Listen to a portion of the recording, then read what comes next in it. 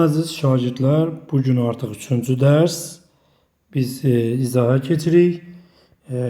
Dərsimiz 3-cü dərsdə yerin forması və ölçüləri dərsidir. Deməli, növbəti dərsimiz isə bir qlobus və xəritə və onun növləri dərsi olacaq. Gəlin mən sizlərlə 1-ci yerin forması və ölçüləri dərsini sizlerle birlikte izahına keçid edeyim. Yerin forması hakkında fərziyələr çox olur. İlk fərziyələr qədim xalqlar olan Babillərlə Şumerlərə məxsus olur. Amma müəyyən fikirlər irəli sürüblər, alimlər. Deməli, ilk yerin kürə şəklində olmasını Fagor irəli sürmüşdü ilk mühazirələrdən sonra. Aristotel, Eratosfen ve Ptolemy kimi alimler yerin formalı ve ölçüleri hakkında fərziyələr irəli sürüblər. Bu deməli Newton yerin qütblərdən basıq olduğunu, yəni ellips olduğunu demişdi. Yəni əslində bəli uşaqlar, yer kürə şəklində deyil. Tam kürə şəklində yer müəyyən qədər basıqdır. Ona göre de yeri heç bir həndəsi fiqura bənzətmirlər. Yerin ölçüləri hakkında müəyyən məlumatlar deyim. Yerin ümumi dünya sahəsi 510 milyon kvadrat kilometrdir. Quru sərhəd isə 149'dur. Dünyada quru sahə 149'dur. Su sahəsi 361'dir. Ekvatoral radius 6378'dir. Qütb də 6357'dir. Yerin diametri de 12756'dır. Ekvator çevrəsinin uzunluğu 40.076 kilometrdir. Amma meridian çevrəsinin uzunluğu isə 40.009'dur. Yer qütblərdən neçə kilometr basıqdır? 21 kilometr. Biz dedik ki, yer heç bir həndəsi fiqura bənzəmir. Ona görə də yerin heç bir həndəsi figura benzətmədiklərinə görə onu geoid adlandırmışlar. Və uşaqlar, yerin kürə şəklində olması faktını bir neçə dəlillərlə ispat edirlər. Qədimlərdə bunu nə ilə? Ay batanda yerin ayın üzərinə düşən kölgəsi bu yerin kürə şəklində olduğunu deyib. Dağa qalxdıqca üfüqün dairəsinin genişlənməsi buna istinadən də deyiblər. Gəmilərin üfüq dairəsində itməsi buna istinadən də deyiblər ki, yer kürə şəklindədir. Yerin harda yerləşməsi, yəni yer kürəsində üzr istəyəm, yəni demək istədiyim odur ki, yer kürəsində bir məntəqənin harda yerləşməsini ölçmək, bilmək, məsələn, müəyyən koordinatı bilmək üçün nədən istifadə olunur? Paralel və meridianlar. Paraleller yer kürəsinə şərqdən qərbə doğru çəkilmiş xəyali çevrədir. Yəni paralel məsələn şərqdən qərbə doğru çəkilmiş bir xəttdir. Ən uzun paraleldə dünyada ekvatordur. Ekvator xətti yeri iki yerə bölür. Ona görə də buna deyirlər tən bölən. O yeri şimal və cənub yarımkürələrinə bölür. Ekvatordan ən uzaqda yerləşən nöqtə adı nədir? Coğrafi qütb. Deməli, mən sizə bir şey deyim ki, xəritə və qlobusda coğrafi qütbləri, yəni nə demək istəyirik? Coğrafi qütblər nədir? Bax. Bura şimal qütbü, burada cənub qütbü. Bunları birləşdirən xəttə nə deyirlər? Belə deyək, meridian deyirlər. Dünyada da meridianın Greenwich rəsədxanasından götürdüklərinə görə şərti olaraq başlanğıc meridianı adlandırırlar. Meridian və paralellər kəsişərək dərəcə toru adlanır. Bax, coğrafi enlik nədir? Ekvatora verilən, görürsünüz, ekvatora verilən məntəqədən keçən paralellər çevrəsinin arasında qalan dərəcə uzunluğuna coğrafi enlik deyilir. Belə deyək də, qlobusda və xəritədə paralellərə coğrafi enlik deyirlər. Vəssalam. Coğrafi enliyin qiyməti də uşaqlar, yadda saxlayın.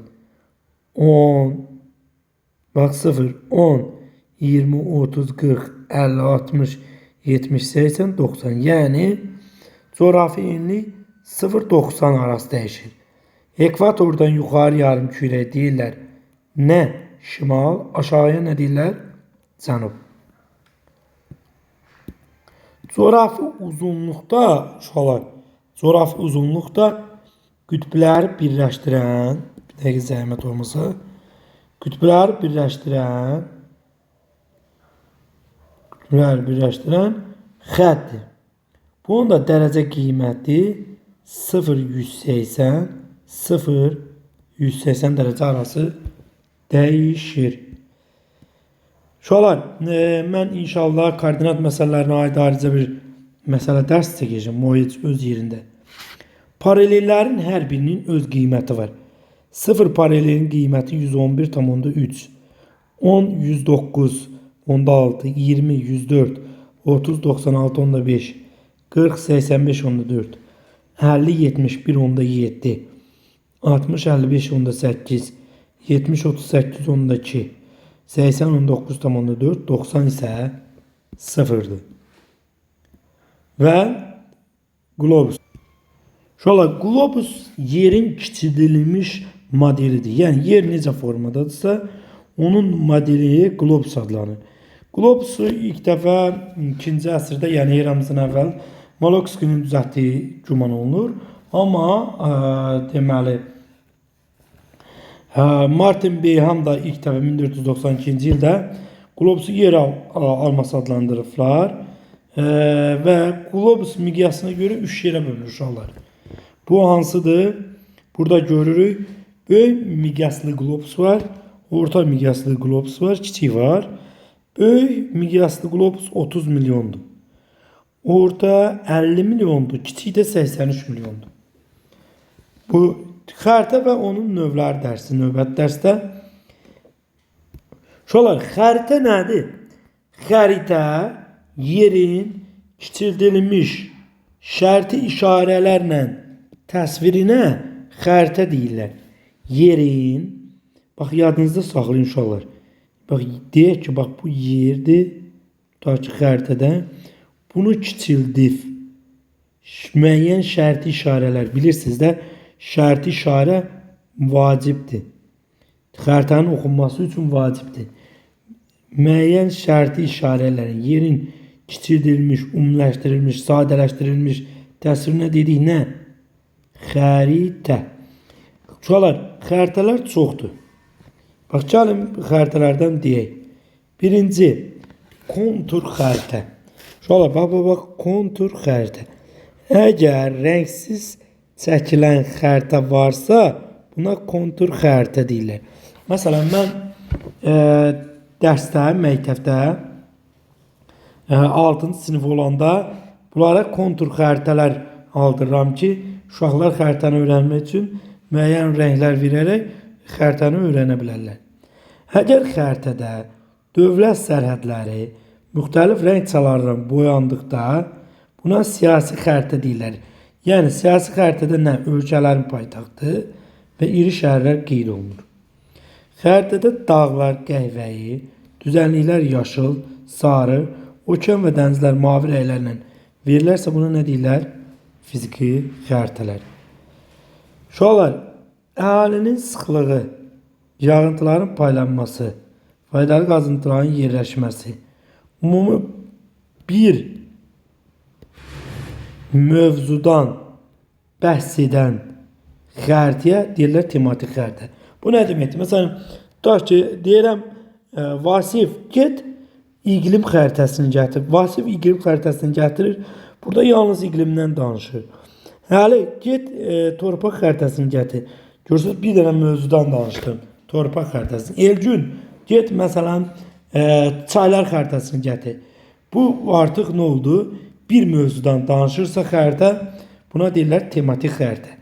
Yəni bir mövzudan, yağıntıdan, torpaqdan, sudan, havadan ya xəritədə bir dənə mövzu olmalıdır. Buna deyirlər tematik xəritə.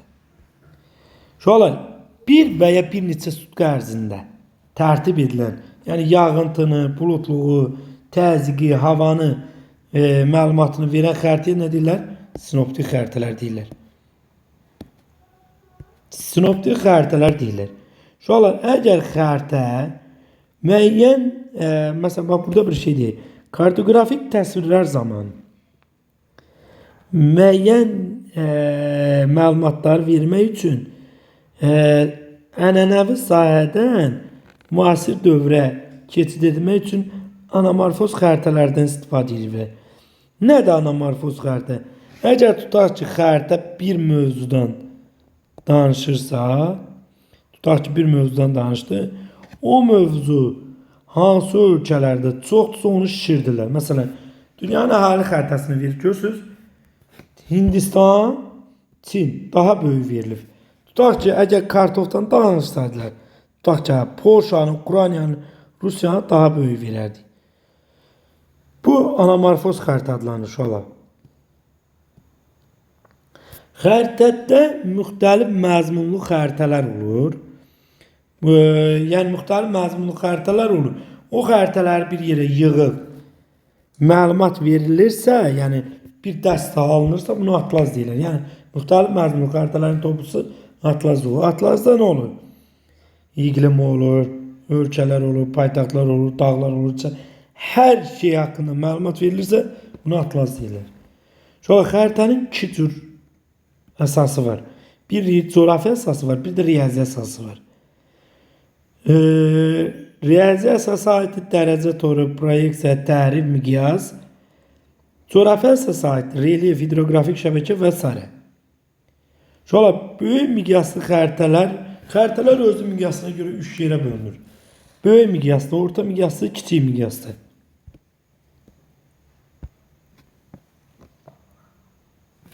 Şöyle xəritə böyük miqyaslı xəritə, yəni ərazini daha böyüdüb göstərirlər deyə buna böyük miqyaslı xəritələr deyirlər. Yəni burada ərazi kiçik olur. Ona görə ərazini böyüdüb verirlər. Yəni daha qabarıq şəkildə. Miqyas 10 mindən 200 minə qədər olan xəritəyə deyirlər böyük miqyaslı xəritə, həm də topografik. 200 mindən 1 milyona qədər olan xəritəyə nə deyirlər? Orta miqyaslı xəritə. 1 milyondan daha kiçik olanı isə icmal xəritələr deyirlər. Deməli, topografik xəritələrdə rənglərin mənası var. Çaylar, göllər, digər su obyektləri müəyyən göy rənglərlə verilir. Bax, buna deyirlər topografik xəritənin təsviri də, yəni. Amma topografik xəritədə yaşıl rəng, yaşıllığı verirsə, amma bu yəni o bitki örtüyünün adı verirsə, bu topografik xəritədə belə daha. Bizim xəritələrdə yaşıl rəng ovalığı təsvir edir. Şöyle xəritələr əhatə etməsinə görə bölünür. Dünya və yarımkürələr, yəni xəritələr var ki, dünya və yarımkürələr xəritəsidir, materik və ölkələr və onun bir hissəsi. Məzmununa görə də xəritələr 2 yerə bölünür. Ümumi coğrafi və tematik. Ümumi coğrafi xəritə nədir? Burada ümumi hər şeyin məlumat verilir. Dağ, göl, çay, hər bir şey. Tematik xəritə isə yalnız bir mövzudan danışan xəritələrə tematik xəritə deyilir. Kartoqrafik generalizasiya nədir? Bu da ümumiləşdirmə adlanır. Belə burada müəyyən məlumatlar var. Artıq siz onu baxarsınız.